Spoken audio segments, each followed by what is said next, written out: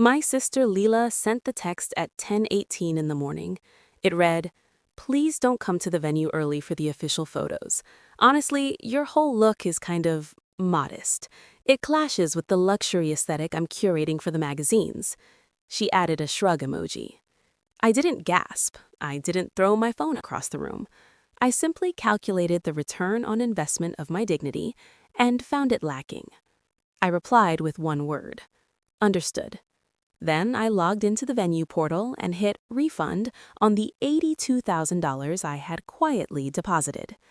1 hour later, the wedding was canceled. I sat in my home office in Columbus, Ohio, surrounded by the soft electrical hum of my dual monitor setup. To anyone looking into my apartment, it probably did look modest. I rented a one-bedroom in a pre-war building because I preferred high ceilings to high rent. I drove a 7-year-old sedan because it was paid off. My furniture was mid-century modern, but I'd restored most of it myself.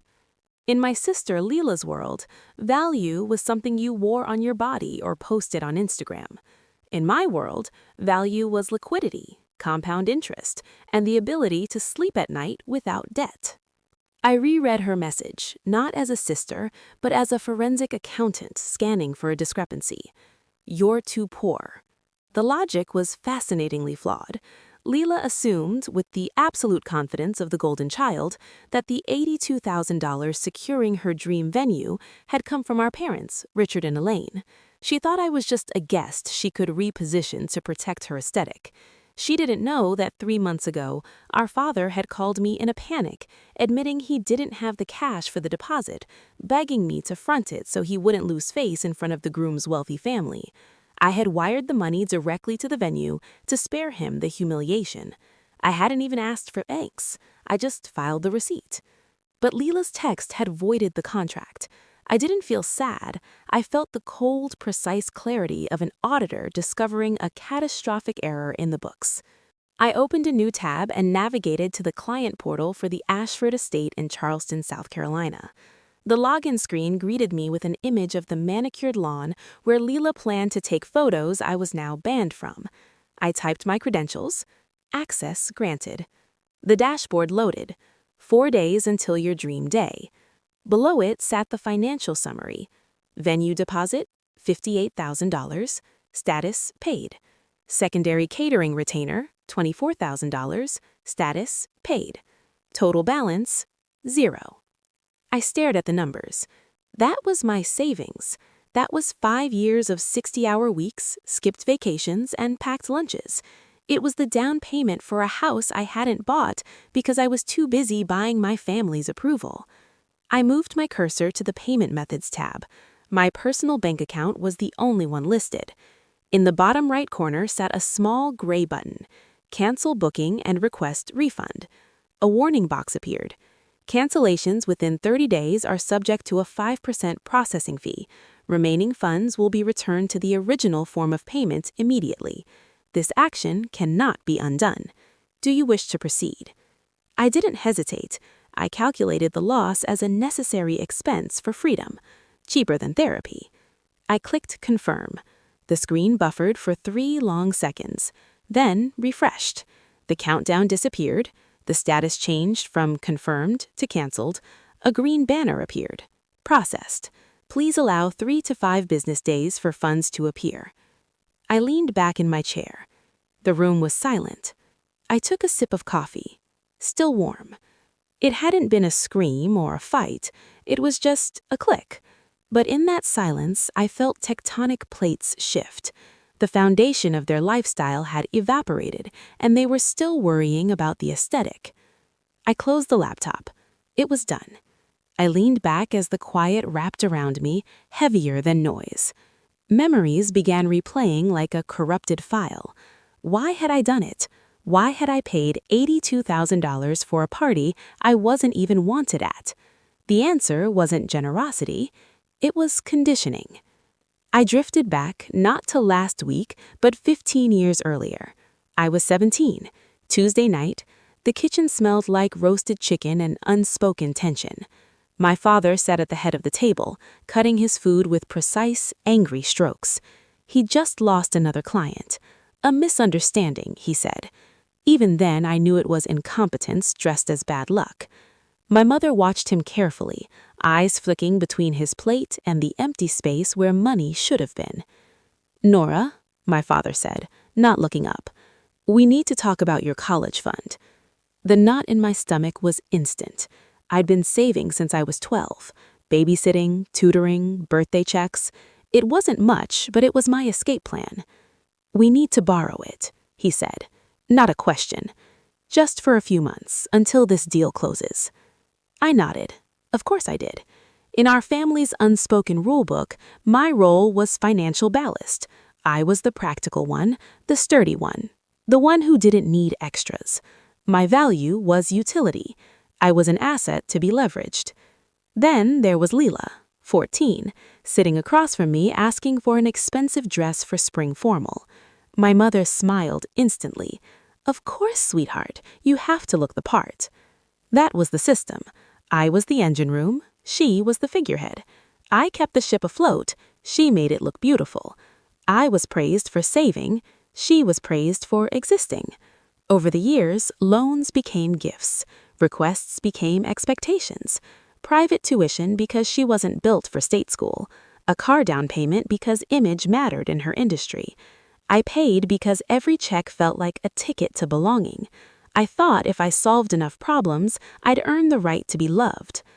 3 months ago, when my father called about the venue, his voice was tight with fear. "The groom's family is old money, real money. If we don't secure the Ashford estate, they'll know we're frauds." He couldn't say the word. Poor. "Please," he said, "just handle it for the family." So I did. I wired the money. I told myself I was being a good daughter. But staring at the refund confirmation now, I understood the truth. I hadn't been buying their love. I had been paying their ransom. I had normalized their cruelty and called it loyalty. They didn't love me for who I was. They loved me for what I could fix. And Leela had learned that lesson perfectly. To her, I wasn't a sister. I was a resource that had served its purpose and could now be discarded because it didn't fit the aesthetic. The realization didn't hurt. It clarified. The pain of the text message wasn't the insult itself. It was the revelation. They truly believed I was beneath them, even as they stood on my shoulders to reach the height they claimed as birthright. I opened my eyes. The apartment was still quiet, but it no longer felt lonely. It felt clean. I had spent 32 years building a foundation for people who would never let me inside the house. Today, I had taken my bricks back. 2 hours later, the shock wave hit. My phone buzzed on the desk, vibrating with the frantic persistence of a trapped insect. Leela, then my mother, then my father, then Leela again. I let it ring. I watched their names flash across the screen with detached curiosity, like I was watching a nature documentary about predators realizing the prey had vanished. Eventually, a voicemail notification appeared. It was my father. I pressed play, keeping the volume low. "Nora, there's been a mistake with the venue. They just called Leela saying the booking was canceled due to non-payment." "Fix this immediately. We look ridiculous. Evan's mother is asking questions." His tone wasn't apologetic, it was irritated. He genuinely believed this was a clerical error, a glitch in the system, something I, the family's tech support and ATM, was responsible for correcting. He didn't connect the dots. It never occurred to him that the daughter he just allowed to be insulted had the power to shut down the entire production. 10 minutes later, another voicemail came through. This one was from Leela. She wasn't irritated, she was hysterical. "Nora, answer your phone. The caterer just emailed me. They said the retainer was pulled. What did you do? Did you hack the account? Fix it, now." I smiled, a small, cold curve of my mouth. Hack the account. The irony was exquisite. They assumed I'd stolen access, never once considering that I owned it because I had funded it. The calls kept coming. My phone grew warm in my hand. I silenced it and placed it face down on the desk. I imagined the scene in Charleston. The venue manager, polite but unmoved, explaining that without a deposit, the date had been released. The catering coordinator regretting to inform them that the lobsters would not be ordered. panic bleeding through their curated reality like ink in water. I knew their choreography by heart. Credit cards maxed out, banks declining them, desperate attempts to find liquidity in a life built entirely on leverage. My father, sweating through his linen suit, inventing excuses for Evan's parents about a banking delay. My mother trying to soothe Leela, who was likely spiraling over the disruption to her social rollout. And me, I was sitting in my modest apartment, drinking a glass of water, watching sunlight crawl across the floorboards. I wasn't finished. This was only the aesthetic panic. The real impacts hadn't landed yet. They still thought this was about money. They didn't realize it was about exposure. I opened my laptop again. It was time for professional escalation. I wasn't going to argue. I wasn't going to trade texts. I was going to speak the only language they respected: documentation. I opened a new document and typed the header: Notice of Financial Separation and Asset Reclamation. It sounded official. It sounded final. I began typing, my fingers moving with the calm precision of a pianist playing a requiem. This letter serves as formal notification that all funds previously allocated for the event scheduled on June 22nd at the Ashford estate have been withdrawn by the account holder, Nora Caldwell. This action is a direct response to the written communication received on June 18th regarding exclusionary terms of attendance. I attached the text message. I attached the bank transfer receipt showing the refund. I attached the original deposit confirmation. Then I did something petty, something necessary. I added a final line. Please direct all future financial inquiries to the primary beneficiaries of the event, Richard and Elaine Caldwell, as I am no longer a stakeholder in this venture. I saved the document as a PDF. I titled it Invoice. Then I opened my email. I typed Leela's address, then my parents, and then, with steady hands, I added one more recipient in the BCC line: Evan, the groom. It was the nuclear option. Evan didn't know the truth about the money. He believed my parents were funding the wedding as a gift. He believed he was marrying into a family of means. Sending him that email wasn't just canceling a wedding, it was lighting a flare in the middle of their lie. I hovered over the send button. My pulse didn't change. I wasn't afraid of the fallout. I was the fallout. I clicked send. The email vanished into the ether. The aesthetic panic was about to turn into a forensic audit, and I was the only one with receipts. I didn't close my laptop. That would have been emotional. I don't do mic drops. I do data preservation. I knew my family. The moment they realized I'd destroyed their narrative, they would try to erase the trail. Emails deleted, documents shredded, gaslighting deployed. But I was a forensic accountant, and the cover-up is always messier than the crime. I logged into the shared family cloud drive I'd set up years earlier to manage taxes and property records. I still had administrative access. Select all, download, archive. While the progress bar crept forward, I opened the wedding planning folder my mother had shared months ago, back when they still needed me to manage vendor contracts. I scrolled past floral mock-ups and mood boards until a file name stopped me cold. Wire-confirm Ashford Richard.pef. I hadn't created that file. I opened it. It was a wire receipt dated 3 months earlier, $82,000, transferred to the Ashford estate. The sender listed wasn't me. It was Richard and Elaine Caldwell. I leaned closer, zooming in. The font on the sender name was slightly pixelated. The spacing on the date was off by a fraction. To anyone else, it looked flawless. To an auditor, it looked like a felony. I checked the metadata. Created with Adobe Photoshop. Author, Leela. My breath left me in a sharp hiss. They hadn't just used my money. They had erased me from the transaction. Leela had taken my legitimate confirmation, replaced my name with theirs, and saved it as proof of wealth. But who was it for? The venue already had the funds. They didn't care whose name was on the receipt. I searched my father's email outbox on the shared server.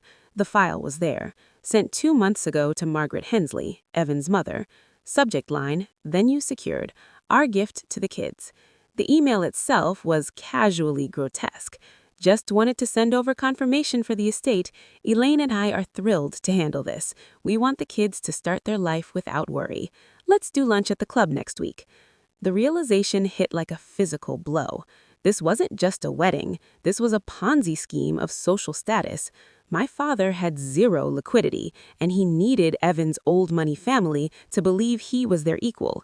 He had used my life savings to buy his way into their circle, claiming my capital as his own, and that meant my refund hadn't just canceled a party. When I pulled the money back, the venue's automated system would have sent a payment voided notice to the contract holders.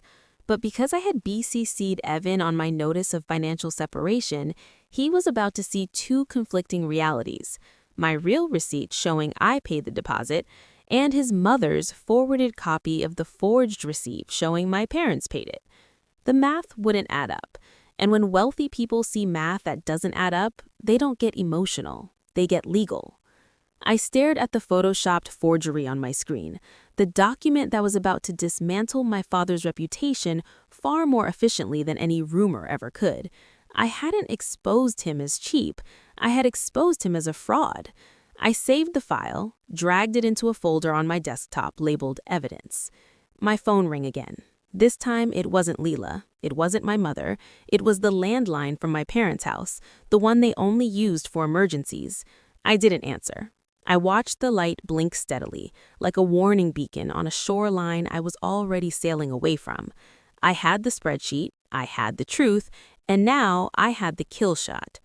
The knock on my door came at 9 p.m. It wasn't aggressive, it was hesitant, the sound of someone who knew they were trespassing on patience that had long since run out. I opened the door. My father and Leela stood in the hallway. They looked like refugees from a lifestyle magazine that had quietly gone out of print.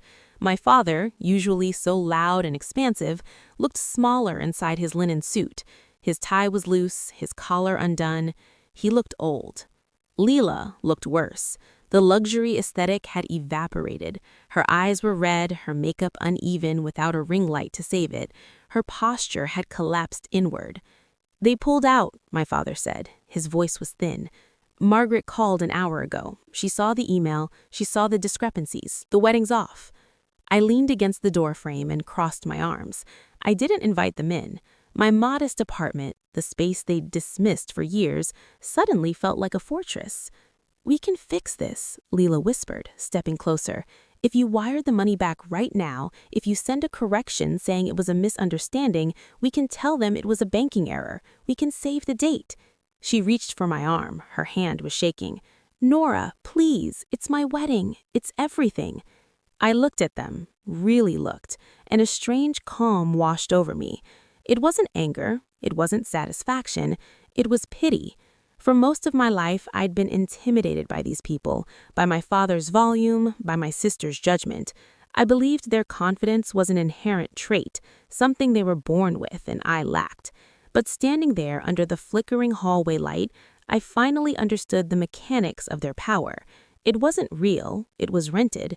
Their status, their authority, their ability to look down on me had all been purchased, and I was the one who had paid for it. They were actors who didn't realize the production had been canceled. Without my capital underwriting their performance, they weren't a patriarch and a princess.